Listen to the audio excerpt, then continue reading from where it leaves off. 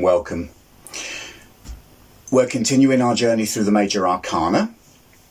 We're actually reaching the sequence of final cards, and in this lesson we're going to be dealing with card number 16, the Tower, and card number 17, the Star. So let's begin with the Tower. Here it is in the Rider-Waite deck.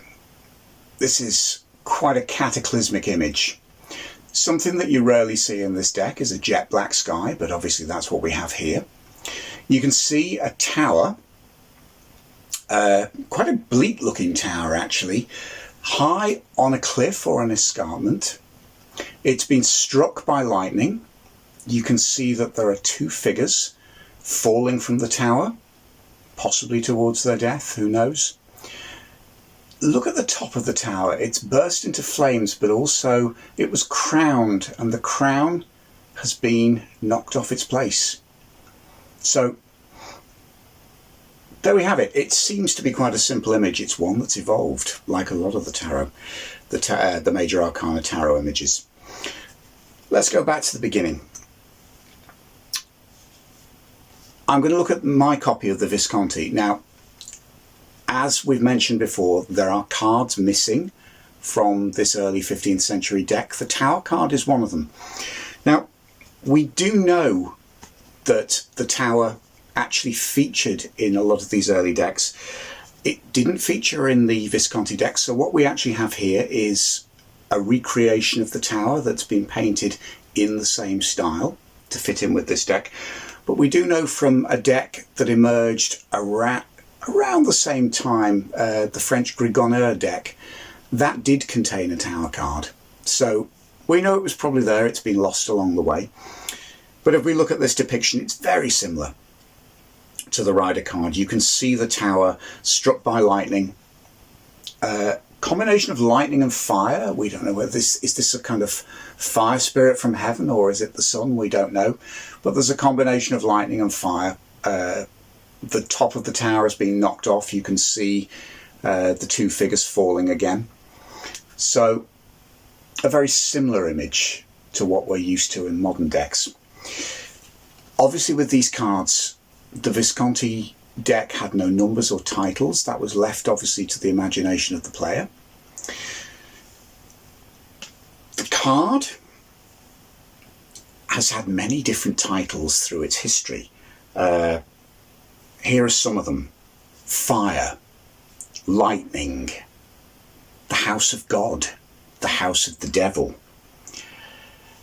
Thunderbolt is another one, interestingly. In one early deck, the French deck by Jacques Vevey, you don't see a tower at all, but what you do see is a shepherd sheltering under a tree in a storm, and the tree is being struck by lightning. So this is Joanna Powell Colbert's modern Gaian tarot, and you can see that this card was actually based on that imagery.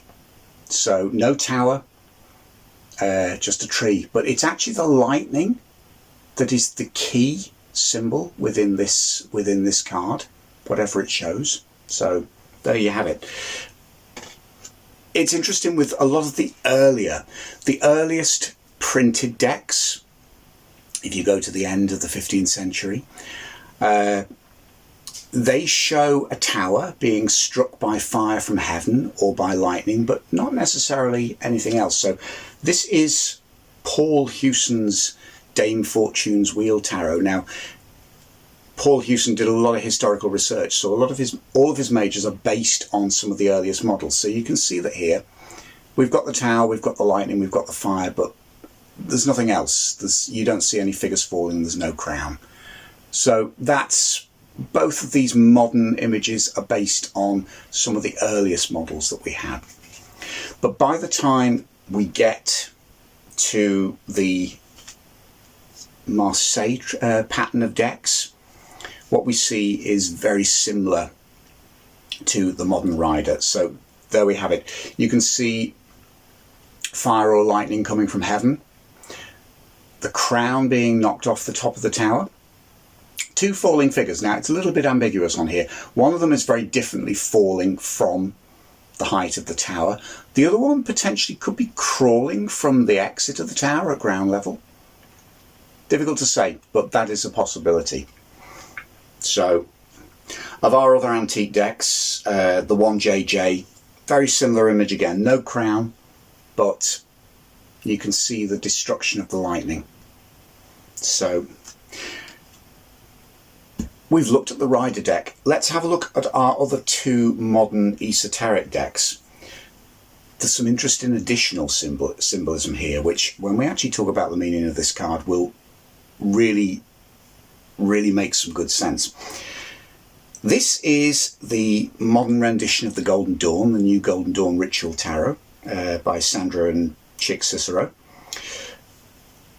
Let's have a look at this.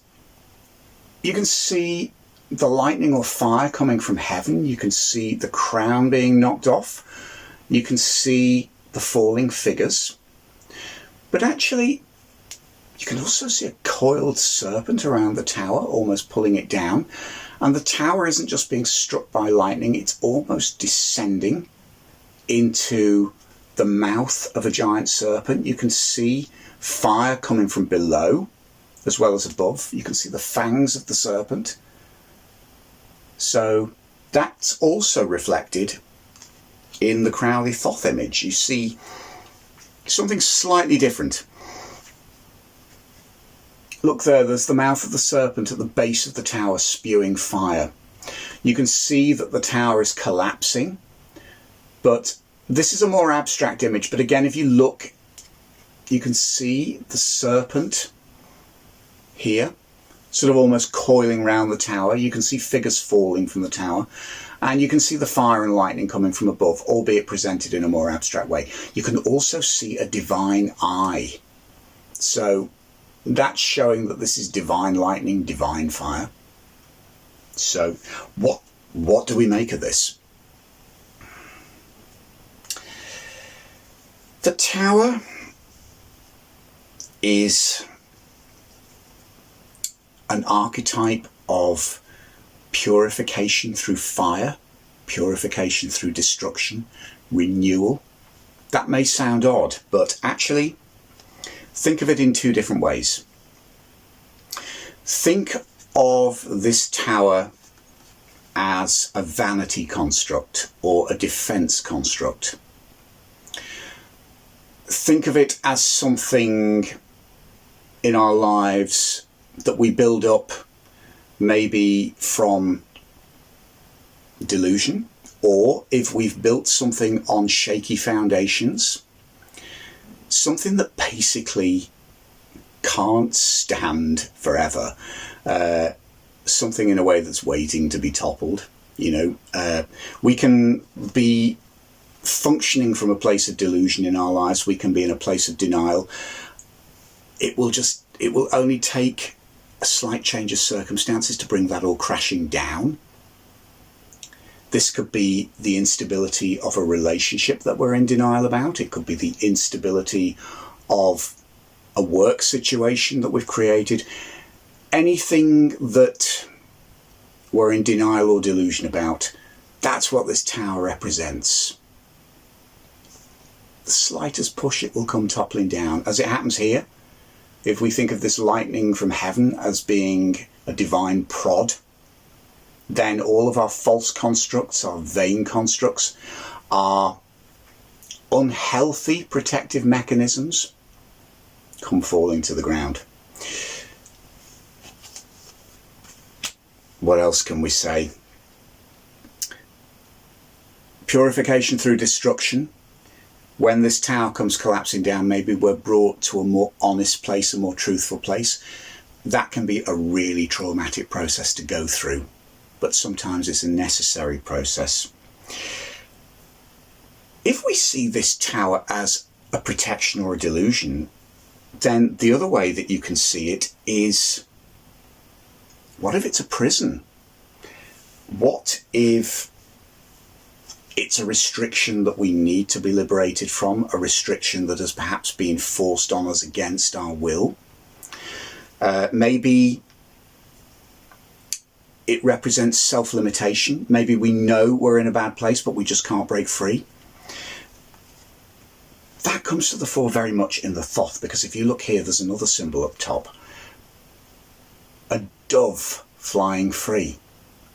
So sometimes we can go through traumatic life events, but we come through, albeit painfully, we come through it feeling liberated, feeling freed. Let's go back to our Marseille card when I mentioned that second figure. Is he managing to crawl out of the door that's been blasted open? You know, this could also be an escape. So when it appears, we are being liberated. This is the archetype of liberation in a reading. How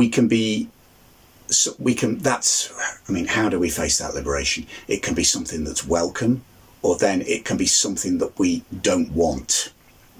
We can be resisting it. You know, we could have built this tower to protect us from reality. We could have built it to keep us shielded from things we don't want to see. It could be a tower of vanity. We could have become hard-hearted. We could have become deluded. We could have become overinflated in how we view ourselves. All of those things. Sometimes that tower needs to be toppled. And the divine lightning can represent the unforeseen circumstances in life that bring that crashing down, or knock the crown off, or send us flying out of the window. When life's in pieces, we need to rebuild. Sometimes that can be a difficult thing. Sometimes it can be a good thing. So even the positive aspect of the tower is a traumatic experience. What happens if we look at the negative aspect of this card, or its reversal? I think when this is reversed, we're actually building the tower and fortifying the defences, or somebody else is building the walls around us. I think if this appears reversed in a reading, you've got to look at who or what is limiting you, or who is constricting you. That could represent abusive relationships. It could represent a restrictive work environment. If we're building this tower ourselves, we've got to ask ourselves, what are we running away from? So whenever this appears in a reading, it's really not pleasant. As archetypes in the tarot go, this is one of the more difficult ones to face. But we've already encountered this principle with the Death card. There are no good or bad cards in the tarot. There are sometimes painful or difficult ones, but that doesn't make them good or bad. Even the most negative, even the cards that feel the most traumatic or the most negative can bring good into our lives if we approach them in the right way. So the archetype of destruction, yes, but potentially the archetype of liberation, and very much the archetype of purification. That's the tower. So let's move forward to something a lot more positive and a lot more welcome when it turns up in a reading. Let's look at card 17, the Star. So here she is in the Rider-Waite. We can see our star in the centre, surrounded by 7 other smaller stars, and they're hovering over the landscape of a pool. And you can see in the background you have mountains. You also have a tree. Now in this case there's a bird in that tree, what looks like an Egyptian ibis. And the main figure in the card, this naked woman with 1 foot on the water, very similar to Temperance, 1 foot on the ground, bearing 2 pitchers and pouring water simultaneously onto land and into the pool. So that is our traditional Rider-Waite image. Let's have a look at some of the others. The Visconti image is very different again. What we see is a woman dressed in blue, red and green. Her blue dress is covered in star motifs and she is holding up a golden star. Now, in most probability, this is the muse from Greek mythology, Urania, the muse of astronomy. So that's a very different image. Some of the other early decks, particularly the Vevey Tarot that we've mentioned, that shows an astronomer with a pair of calipers with a star above him. It's really when you get to the Marseille deck that you see anything that resembles the rider. And here she is, very similar. Major star surrounded by 7 minor ones, naked woman with the 2 water jugs, the 2 pitchers, pouring out water simultaneously. It's a little bit ambiguous. You can't quite tell, is she kneeling on land or water?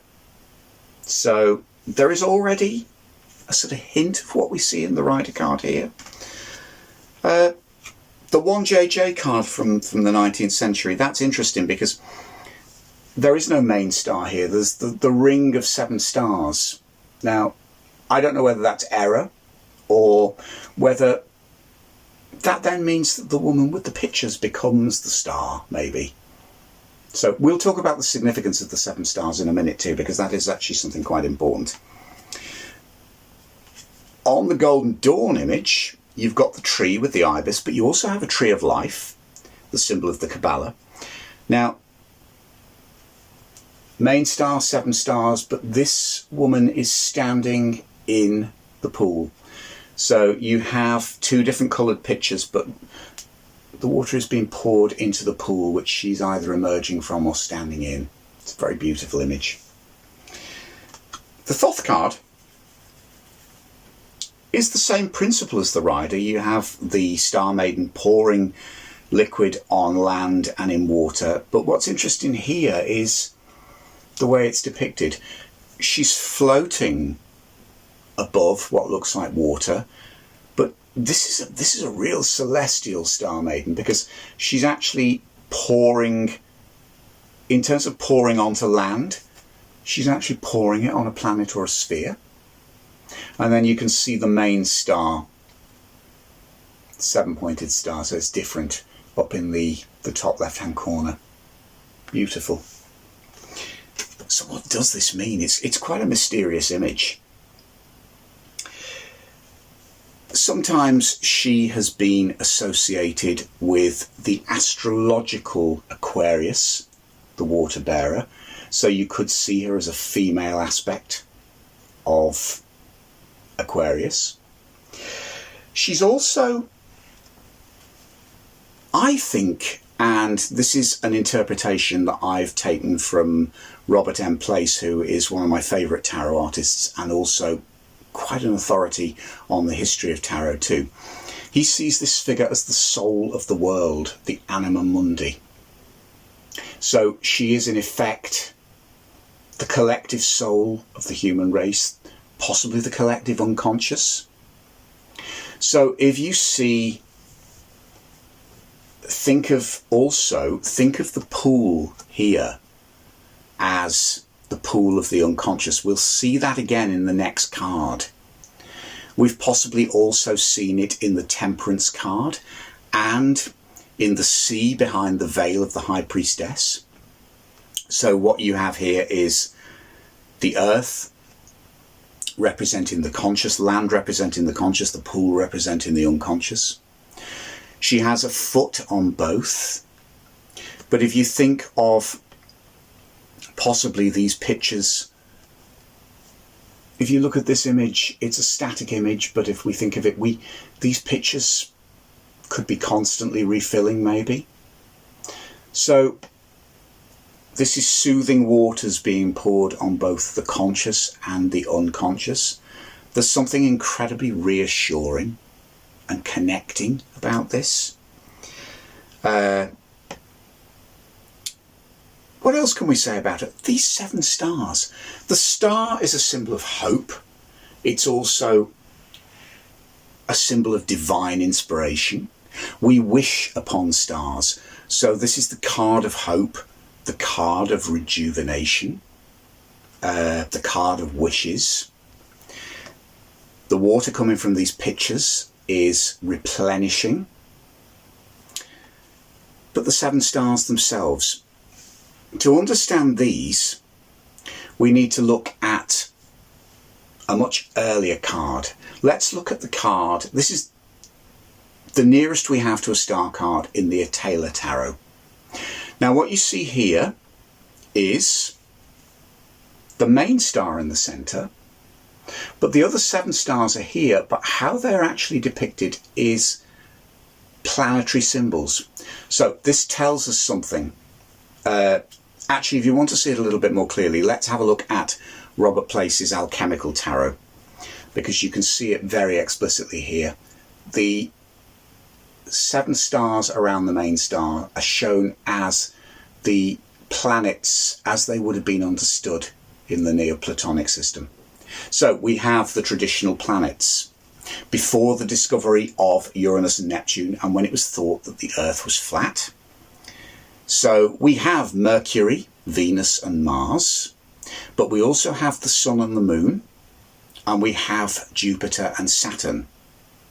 So what that makes these 7 stars is the Neoplatonic ladder to the heavens.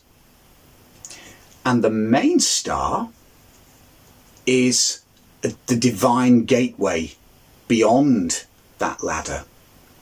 So what we have here is an image of hope, an image of inspiration, an image of wishes, but we also have a ladder and a gateway to the divine.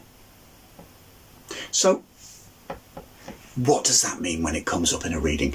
This is one of the most beautiful and one of the most positive cards. After all of the shock and the trauma of this, you know, this liberation, this purification, this is almost the calm after the storm. You know, this shows you what that liberation looks like. This is a card of peace. It's a card of wishes fulfilled, a card of ascension, a card of peace and joy. It is just beautiful. The Ibis, the symbol of the Egyptian god Thoth. Thoth was the god of the arts in the Egyptian pantheon. He gifted artistic skill to humanity. So that's yet another symbol of inspiration within this beautiful card. If it appears, it represents all of those wonderful things. It's, to me, this is the archetype of inspiration and fulfillment from above.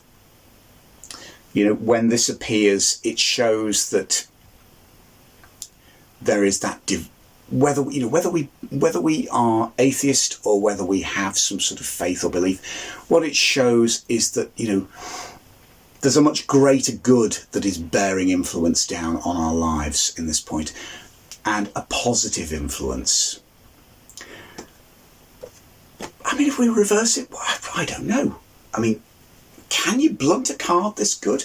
Can you draw a negative aspect from a card this good? I think it's quite difficult to turn this card negative, to be quite honest.